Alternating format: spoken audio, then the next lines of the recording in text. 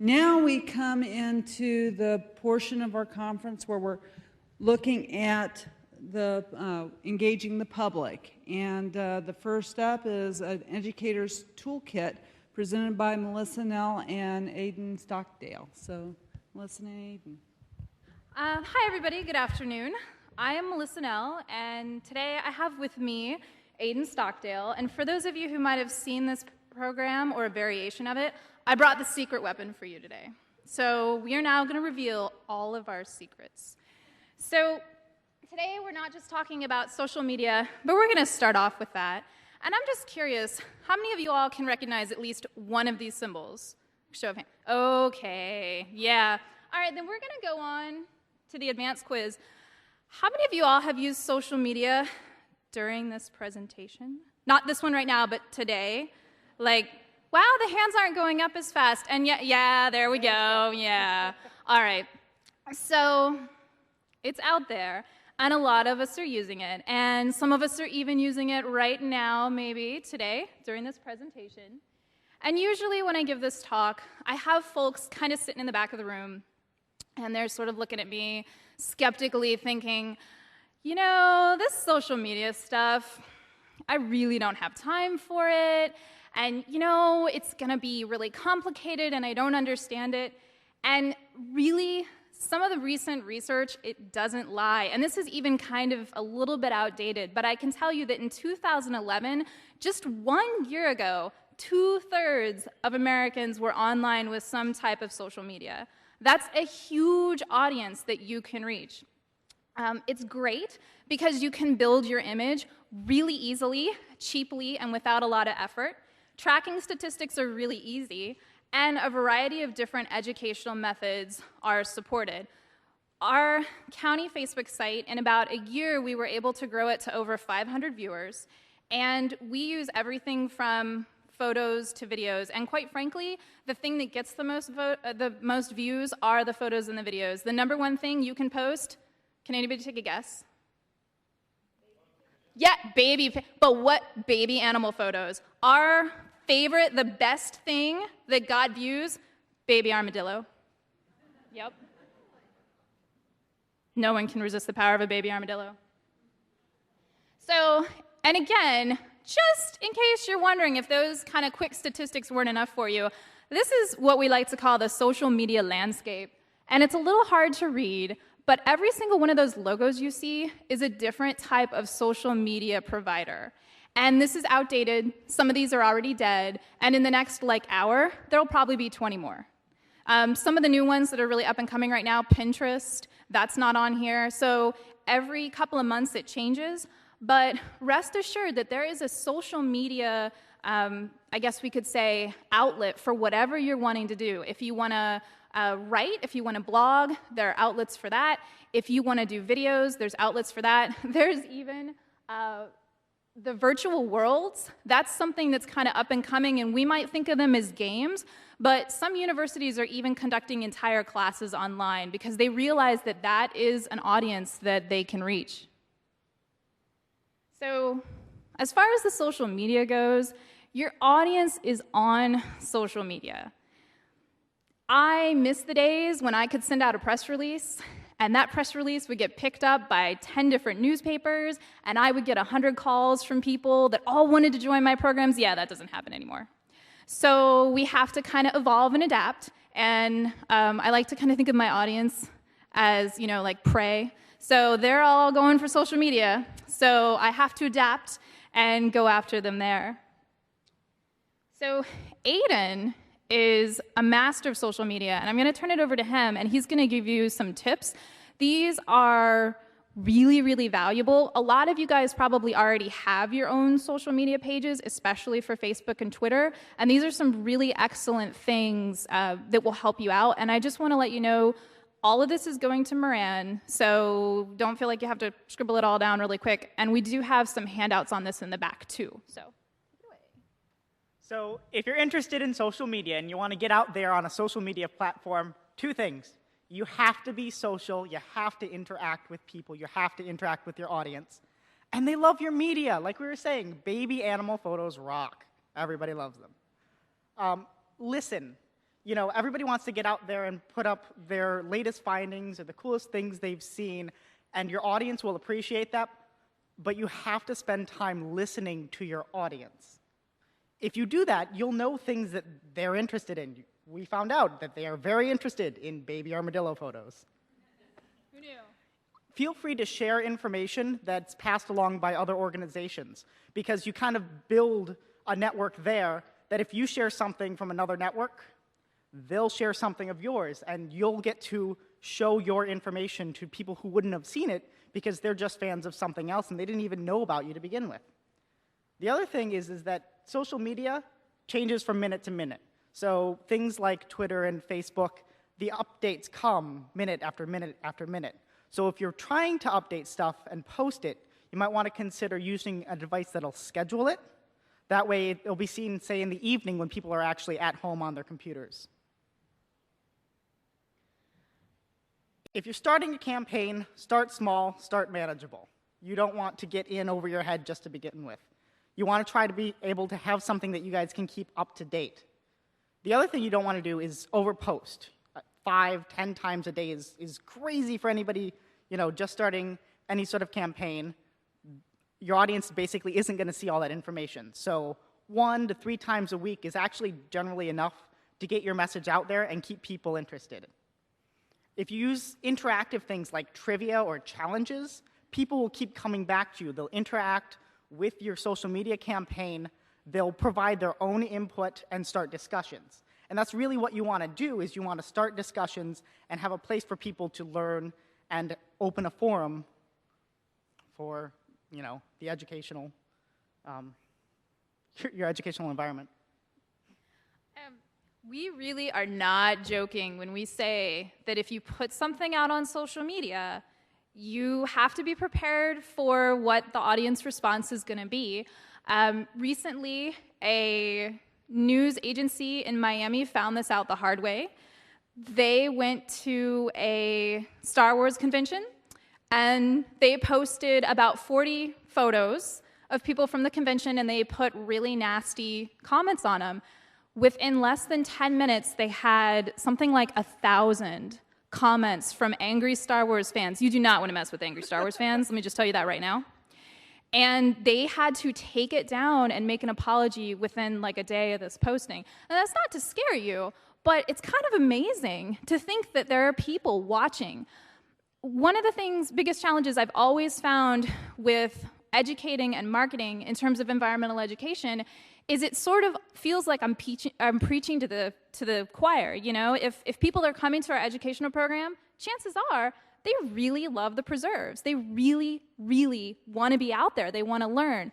But the awesome thing about social media, it's international. We've got, I think it's something like 10% of our viewers are from Japan. So you can reach people all over the world, and those might not be people that come to actually physically to your location, but you can still get your message out there, and that's incredibly exciting. So I'm going to talk a little bit about moving away from the social media, just some of the tools that we use for informal education. We definitely use social media. We do not put a photo or a video up on Facebook without having some sort of a question back so that we can engage in that discourse. But we use some other tools too, and we brought our bear. We had to bring the bear because normally we have an intern to model this shirt, and we could not get one with us today. But you all know what that is, right? Yes, other than it's a stuffed bear and a t-shirt. But that image, yeah, that's a QR code. Who here uses QR codes regularly? Okay, cool. So about like a quarter of you. Well, if you're not yet, they are something that is really kind of the next emerging thing. This one is awesome because it links to our Facebook page. And when we have outreach events, throw that shirt on an intern, have them wander around. People will tackle them to scan the back of, they don't know what it's for, but they'll scan the back of their shirt and hunt them down. And then we get some more people driving to that Facebook page. On the back table, there are 2 other examples of things we've done with QR codes. One of them is on an interpretive sign for scrub jays at a Duet Preserve. We're going to put one of these signs out there. You scan it, and it takes you to a video of Jay Watch. And that's really kind of neat because not only are people reading the sign to get information about the scrub jays, but if they can see that video, then maybe that'll trigger them into volunteering for us. Project Noah is kind of my favorite thing right now. Does anybody here use Project Noah? Oh, yay! Yes, you guys are so good. Project Noah is an app for your computer, iPhone, Droid, really any kind of phone platform, and it is so amazing. You go out into the field, you take a photo of something that you find, and you post it in real time with the GPS coordinates and the locations. If you want to do easy, simple citizen science with your volunteers and make it super easy, this is the easiest way you can do it. And what a lot of places are doing is they're connecting with school groups because they might not have the staff to make this happen, and they're introducing the teachers into it, and then the teachers can bring their kids out. And even if each kid doesn't have an iPhone, which, let's face it, most of them do, even if they don't, what they've been doing is taking all the photos, and then when they go back to school, it's a great project for them because they have to ID the species and then upload them. And what's super cool is if you can't ID the species, it's an entire community of professionals that can help. It's really, really amazing. I'm not going to say anything about geocaches at all. You guys are going to have to wait until the next presentation for that. So that's like the teaser. Blogs are, you all probably know what a blog is. That's becoming much more common now. It's a wonderful way to do a journal entry, and we partner with a lot of blogs because you guys have probably found this. There are a lot of people that don't want to hear stuff coming from the government.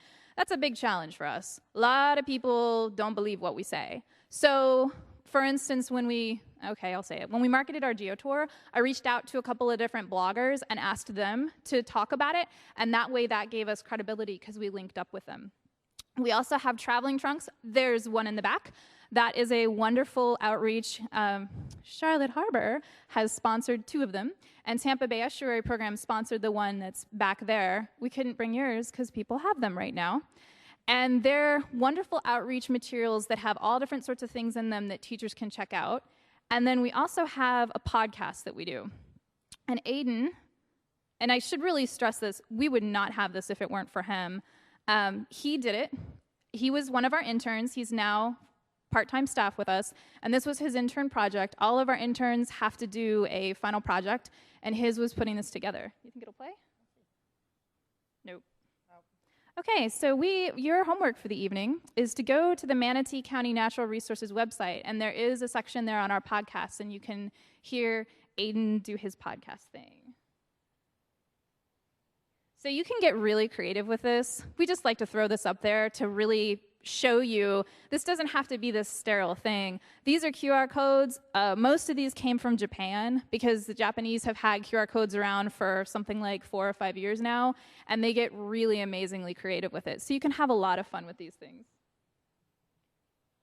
We're skipping this because it's geocaching. So again, the informal education, obviously you can use it for education, but you can also do it for real-time land management. The Project Noah, again, is awesome for data tracking and for grabbing, if you do, any of you guys that do bio-blitzes, it fits right in with that, where you can check the diversity of a land. QR codes are wonderful because the days of having those like giant interpretive signage billboards out in your preserves, those are over. People are not reading that anymore. No matter, we can put them out there, but they're really not going to read them. And the QR codes are great because absolutely not everybody is going to have the reader on their phone, but more and more people are, and you can link to videos, maps, images, anything you want to provide them with more information if they want them. Geocaches are great. They drive people to a specific location. I'll talk about that a little later. And then the podcasts are wonderful because, like with us, we've found that we've had less visibility of our newsletter, but an increase in visibility of our podcast because they can take that with them. So the other half of our little toolkit here are different tools for teachers. So if you're out there and you have a class, there are wonderful, wonderful wikis like the Water Atlas, where you can go and find information, various data tracking websites where you can have your students look up and find different facts for individual projects and stuff like that. You could find virtual tours of places that perhaps you couldn't get out in the field. Or perhaps you could take your class and check out one of our fabulous traveling trunks.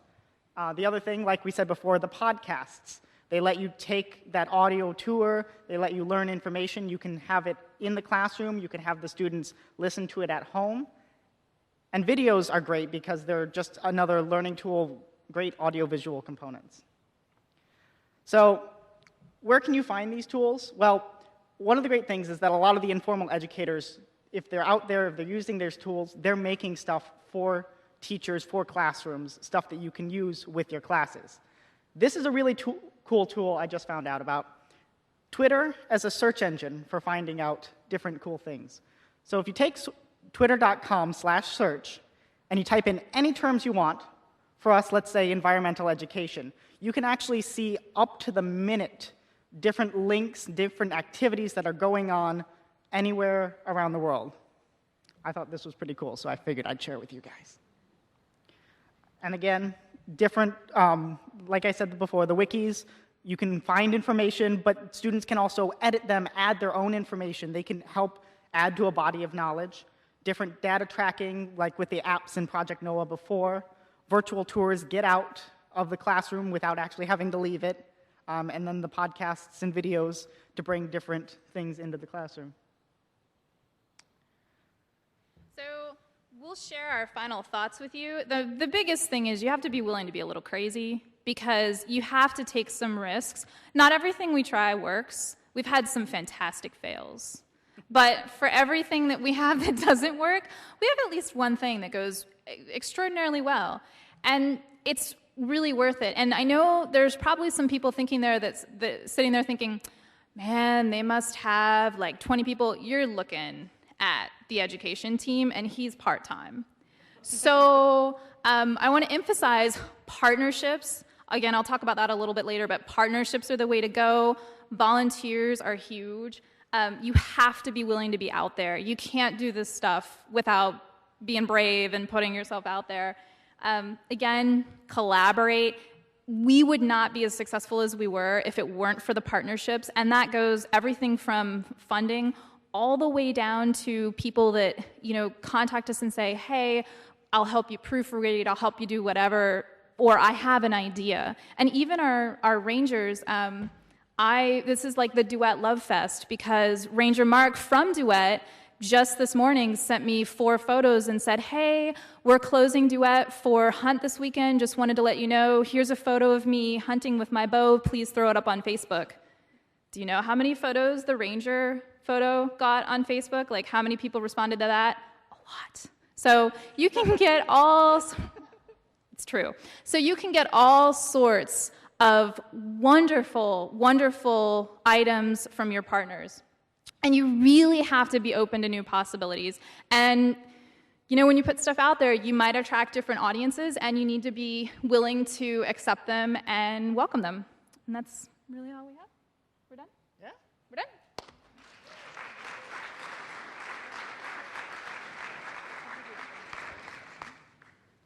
You ready to take questions? We'll try. All right. Are there any out there? Do we have, all right.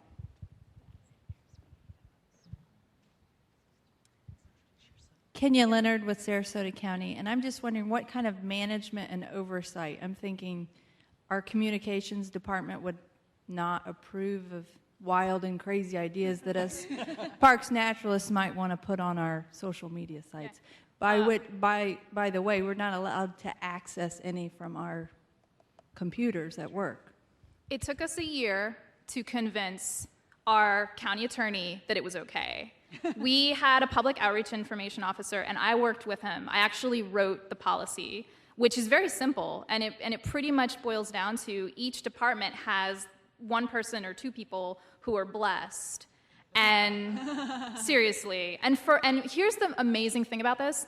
For like the first 3 months, every week we had to take screenshots of our Facebook pages, right? And send them to our public information officer. Yeah, you can imagine how long that lasted.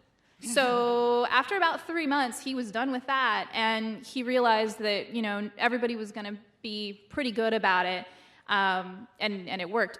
The biggest argument you have and the biggest thing working for you is what we used, which is everybody else is getting away with it.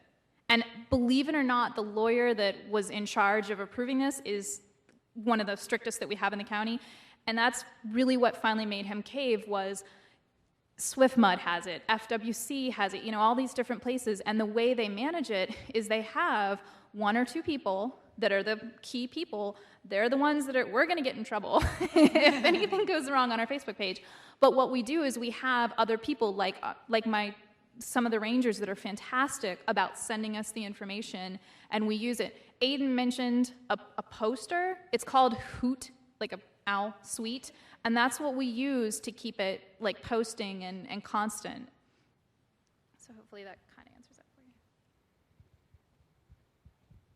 Hi, Anissa Kareem, Lee County Parks and Rec. I know that there are challenges in setting up a Facebook or Twitter account if you're a governmental agency. Are there the same challenges if you're a Friends of group?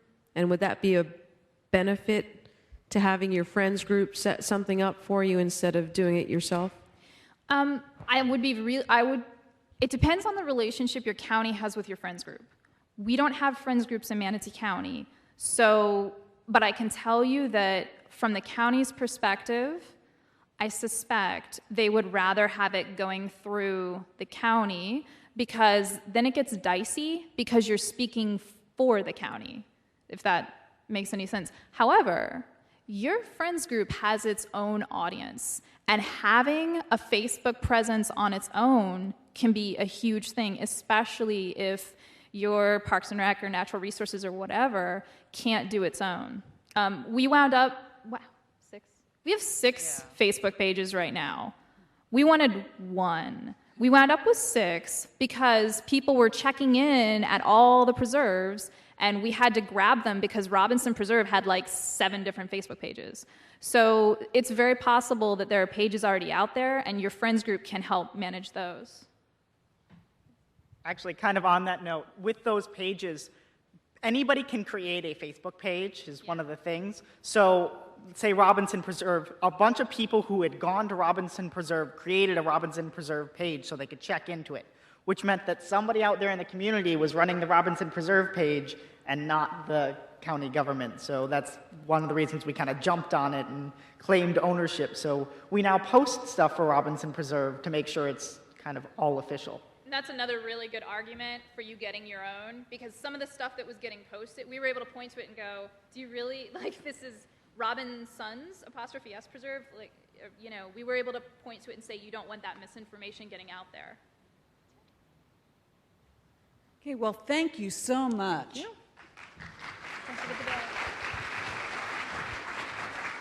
I have to tell you, I think this is a really great conference. All the presentations just top notch. Man, this is great.